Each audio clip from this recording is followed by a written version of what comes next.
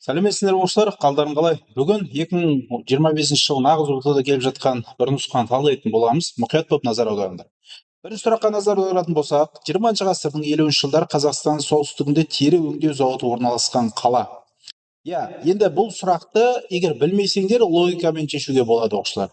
Мысалы, Қазақстанның солтүстігінде Шымкент орналасқан жоқ. Таразда оңтүстікте қала, Қызылордада оңтүстікте қала, сонда бұның дұрыс жауабы Павлодар болады екен. Дұрыс жауап Д болады. Келесі сұраққа көштік. 1916 жылы Торғай көтерілісіне арнайы құрылған мергендер тобын басқарған батыр кім? Торғай көтерілісі 1916 жылы ұлт азаттық көтеріліс деп есептелінеді. Оның басшысы Амангелді Иманов. Енді Жаменке Мәмбетов деген көтеріліс басшысы болды, бірақ бұл Торғай маңында емес, бұл Жетісу маңында Қарқара жерінде көтеріліс жасаған көтеріліс басшысы. Көшім бұл Сібірдің соңғы ханы. Сұраншы батыр бұл ұлы жүзден шыққан батыр. Ал бұл жерде кімдерге қарсы күрескен, жаңа Кенесарымен біріккен батыр болып табылады. Ал бұл жерде дұрыс жауап Кейкі батыр болып табылады. Кейкі батыр жалпы айтқанда осы көтеріліске қатысқан, бірақ оның өмірі қайғылы аяқталады. Келесі сұрақ. 16 ғасырдың 60-70 жылдары Хақназар ханның Ноғай ордасына жасаған жорықтарының нәтижесі дейді. Ноғай ордасы Қазақстанның батыс жағында, Енді осы Хақназар Қазақстан батыс жағында территорияларды қосып алу үшін жорық жасайды, логика сөйлейтін болсақ. Енді Мәуереннахр Айман Қазақ хандығына бағындырды. Мәуереннахр бұл қазіргі Өзбекстан территориясы. Бұл жауап емес, бұл оңтүстікте жайғасқан. Сол себепті бұны сызып тастаймыз. Келесі. Сібір хандығына оңтүстіктегі жер иеліктері өтті дейді. Сібір хандығы бұл Қазақстан солтүстігінде. Әрине бұл жаққа мүлдем қатысы жоқ. Хақназар батысқа шабуыл жасап тұр. Енді келесі С жауабын көрейік. Ноғай ордасының билігі Аралдың солтүстігінде сақталды. Өзі Хақназар шабуыл жасайды, және ноғайлардың билігі қалай Аралдың солтүстігінде сақталады? Бұл да жалпы айтқанда дұрыс жауапқа келмейді. Сонда бұл жерде дұрыс жауап батыста Жайық өзеніне дейін жерлерді Хақназар қазаққа қосып берді. Дұрыс жауап да болады. Келесі сұраққа назар аударыңдар. Орталық Қазақстанда қола дәуірінің соңғы кезеңіне жататын мәдениет дейді. Яғни қола дәуірінің уақытын алып қарайық. Қола дәуірі біздің заманымыздан бұрынғы 18 ғасыр мен біздің заманымыздан бұрынғы 8 ғасыр аралығын қамтиды ғасырмен айтатын болсақ.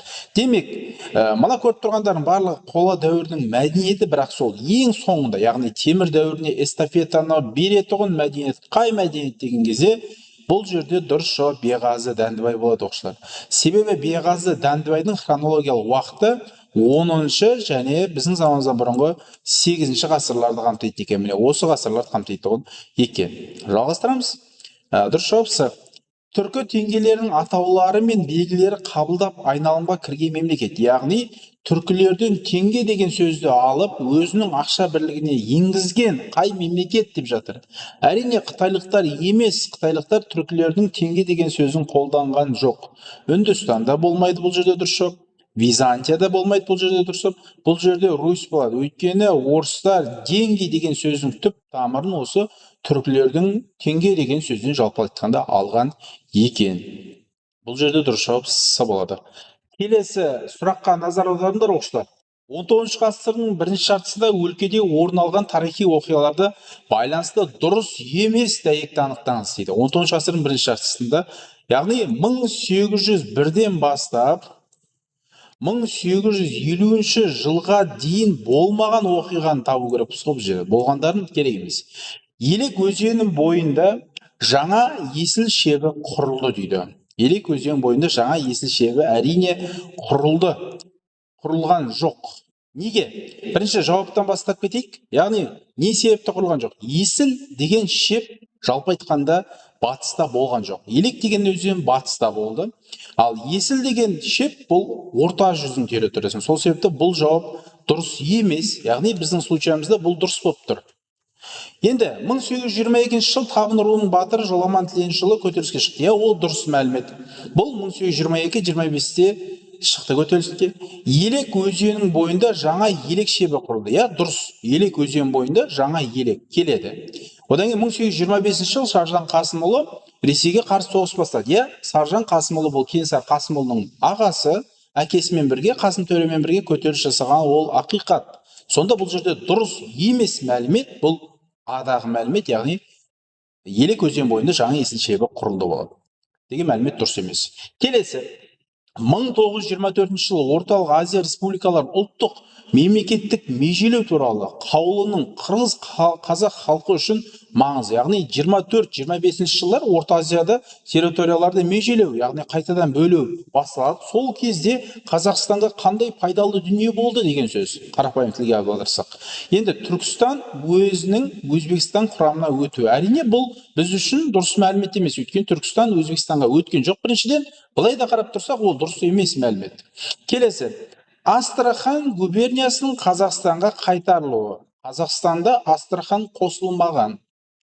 Келесі, Орынбор генерал губернаторлығының өлке аумағына қосылуы. Орынборды керісінше бізден алып қойды 24-ші. Сонда бұл жерде дұрыс жауап Түркістан және Сырдария және Жетісу облыстары қазаққа қосылды. Яғни Қазақ АКСР-ның құрамында болған жоқ 24-ке дейін. 24-ші жыл Түркістан АКСР таратылғаннан кейін Сырдария мен Жетісу қазақтың территориясына берілген екен. Келесі сұрақ, Қарахан мемлекетіне қызметтер үшін үлестеріне берілетін жер, яғни мемлекеттік қызметте істеген үшін ол адамға қандай жер беріледі дейді. Бірінші, вақф бұл дін басыларына беріледі, хараж бұл жеке меншіктің біреуінің иелігіндегі жері, одан кейін илек деген айтылмайды, одан кейін иқта, бұл жерде дұрыс жауап иқта болады. Иқта деген мемлекеттік қызметте істеген адамдарға берілетін жер, оның иесі иқтадар деп атайтын екен. Келесі сұрақ, орыс ғалымы Левшин дала Ликургы деп атаған қазақ ханы кім? Дала Ликург. Ликург деген жалпы айтқанда Спартаның билеушісі, ол сондай данышпан, ақылгөй дипломат болғаннан кейін Левшин осы хандардың ішінде тәукені Ликургы деп атайды дала. Себебі тәуке дипломат, жеті жарғын шығаруға бұйрық берген, жалпы айтқанда көптеген проблеманы сөзбен, мәмілемен шешетұғын хан болғаннан кейін орыс ғалымы осындай баға берген екен. 20 ғасырдың бас кезінде ең алғашқы мұнай өндірілген өңірлер. Оқушылар, бұл сұрақ көп оқушылар шатастырып жіберуі мүмкін. Өйткені мына жерде қарап тұрсақ, біраз жерде мұнай өндіріледі. Мысалы, Мақат пен Маңғыстауда мұнай өндірілетін аймақ бұл жер. Қарашығанақ бұл жерде де мұнай өндіріледі. Жаңаөзенде де мұнай өндіріледі. Достар мен жем міндетті түрде мұнай өндіріледі.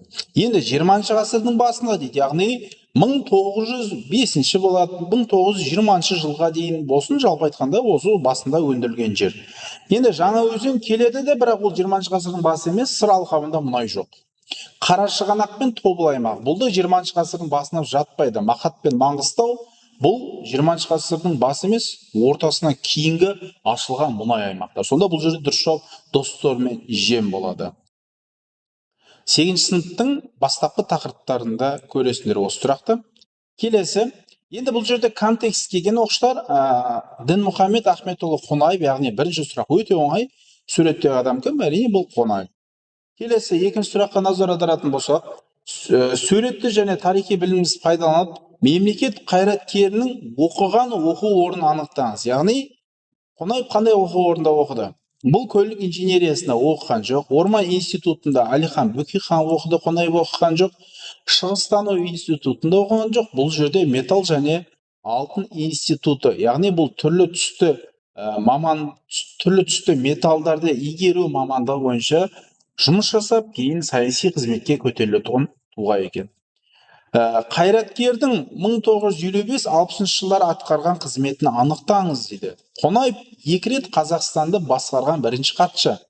Бірақ ол бірінші хатшы болып басқарған жылдар 60-62 және 64-86 жылдар басқарған болатын. Сол себепті бұл жерде Қазақ КСР жоғары кеңесінің төралқасының төрағасы бұндай қызметті мүлдем атқарған жоқ Қонаев. Қазақстанның КПОК-тың бірінші хатшысы, бұл осындай қызметті атқарды, бірақ бұл жылдары емес. Ол атқарған жылдар 1960 пен 62 және 64 пен 86 жылдар атқарды. Қазақ КСР ғылым академиясының президенті болып атқарды. Ол мәлімет өте дұрыс, бірақ бұл жылдар емес. 1952 мен 1955 жылдары, яғни Сәтбаевтың орнына 3 жыл басқарады. Бұл жерде дұрыс жауап сонда Қазақ КСР министрлер кеңесінің төрағасы болатын екен. Келесі, суретті және тарихи біліміңізді пайдаланып, Қонаевтың басшылығы кезінде іске қосылған кәсіпорынды анықтаңыз дейді. Яғни Қонаевтың басшылығы кезінде бұл енді қиын сұрақ, өйткені бұл кәсіпорындардың барлығын шамалап біз білу керекпіз қай жерде. Біріншіден, Қате жауаптардан бастайық. Доссор мұнай зауыты. Біз жаңа ғана айтып кеттік, бұл 20 ғасырдың басында. Ал 20 ғасырдың басында Қазақстанда Қонаев басқарған жоқ. Сол үшін бұл жауап қате. Ақтөбе ферроқорытпа зауыты. Бұл екінші дүниежүзілік соғыс жылдарында жалпы айтқанда ашылған кәсіпорын. Сол себепті бұл кезде де Қонаев басқарған жоқ. Шымкент қорғасын зауыты бұл индустрияландыру кезінде ашылған зауыттардың бірі. Бұл да дұрыс жауапқа жатпайды, және бұл жерде дұрыс жауап Павлодар болады. Яғни Павлодар трактор зауыты кезінде КСРО-ны Хрущев басқарған кезінде ашылады, ал сол кезде Қазақ КСР-сын Қонаев басқарған болады. Келесі, Қонаевқа қатысты дұрыс дәйектерді анықтаңыз. Яғни мына жерде 4 мәлімет берілген, соның қайсылары дұрыс? Бірінші қатесін табайық ол үшін. Қазақ КСР жоғары кеңесінің төралқасының төрағасы болды. Бұны атқарған жоқ Қонаев. Ақтөбе облыстық партия комитетінің бірінші хатшысы. Ақтөбеге қатысы жоқ Қонаевтың. Бұл жерде дұрыс жауап. 52-55 ғылым академиясын басқарды, және КПОК-тың бірінші хатшысын жалпы 24 жыл басқарған біртуар азаматтардың бірі екен. Сонда бұл жерде 3 және 4 деген, бұл жерде Д деген жауап дұрыс болады екен. Келесі, бұл жерде енді Қарахан мемлекеті туралы контекст келген. Қарахан мемлекетінің орталығы болған қалалар дейді. Қарахан мемлекеті жалпы айтқанда 942-1212 жылдары өмір сүрген, дамыған орта ғасырларға жататын мемлекет. Бұл кезде ислам діні керемет дамып, мәдениет араб мәдениетіне жақындайды. Енді Қарахан мемлекет жалпы айтқанда екіге бөлінген 10 ғасырдың 30 жылдары, және әр тараптың екі астанасынан болған. Мысалы, шығыс тараптың астанасы Баласағұн Қашқар болған, ал батыс тараптың астанасы бастапқыда Самарқанд, одан кейін Бұхара болған. Сонда бұл жерде дұрыс жауап А болатын екен. Келесі, Қарахан мемлекетінде билікті бөліскен тайпалық топтарды анықтаңыз. Яғни көптеген мемлекеттерде мемлекет басшылығында авторитет екі тайпа болады. Мысалы, Дурут пен Тоқсаба, бұл жалпы айтқанда келмейді. Бұл жалпы қыпшақтарда бар. Дулу мен Нушиби бұл батыс түрік қағанатының, Имур мен Кайларда келмейді. Бұл қимақтарда болу керек. Бұл жерде дұрыс жауап Жікіл және Яғма болады екен. Келесі, 11 ғасырда Қарахан мемлекетінің шығыс бөлігіне енген аумақты анықтаңыз. Яғни батыс бөлік және шығыс бөлік деп айтады ғой. Қарахан мемлекетінің негізі шығыс бөлігі болып табылады. Және Қарахан мемлекетінің шығыс бөлігінде алып жатқан, мысалы, Арал мен Каспий бұл батыста, Сырдарияның төменгі ағысы бұл да батыста, Аралға құятұғын жүр Сырдария. Мәуереннахр бұл Өзбекстан жері, және сол жақта астада Бұхара мен Самарқанд. Бұның барлығы батыс. Сонда оның шығыста территориясы Жетісу және Қашғар жер болып табылады екен. 11 ғасырдың 30 жылдар Қарахан мемлекетіне қалыптасқан жағдайды анықтаңыз. 11 ғасыр 30 жылдар ол 1030 жылдар Қарахан мемлекетіне не болды? 1030 жылдар Қарахан мемлекеті екіге бөлініп кетеді. Батыс және шығыс. Бұл жерде дұрыс жауап Т болатын екен. Қарахан мемлекетінде феодалдық қатынастардың дамуына қатысты негізгі айғақты анықтаңыз. Яғни феодалдық, то есть әлеуметтік сатыға бөлу, бай, кедей болып пайда болу, бұл неге байланысты деген сұрақ қой. Бірінші, А жауабын көрейік. Жер иелену түрлерінің қалыптасуы. Осы дұрыс жауап. Себебі Қарахан мемлекетінде ең біріншілерден болып иқта, харадж, ваков деген сияқты, жеке меншіктер деген сияқты жерлер осындай әлеуметтік қоғамда қызметіне байланысты топтарға бөліне бастаған. Бұл әрине феодалдық қатынастарды дамуына әсер етеді. Енді басқа жауаптардың қаншалықты қате екенін анықтайық. Билік мұрагерлікпен берілуі. Бұл биліктің мұрагерлік берілуі ол таңғалатын дүние емес ол. Барлық мемлекетте де әкеден балаға мұра болып беріледі. Енді көпшілік жағдайда. Одан кейін жалпы айтқанда топтар арасындағы татулықтың орын алысуы дейді. Бұл да келмейді, және көшпелі мал шаруашылығының дамуы. Бұл да феодалдық сатыға мүлдем қатысты емес. Оқушылар, нұсқа талдау түсінікті болған болса, каналға жазылып лайк басып кетіңіздер. Назарларыңа рахмет.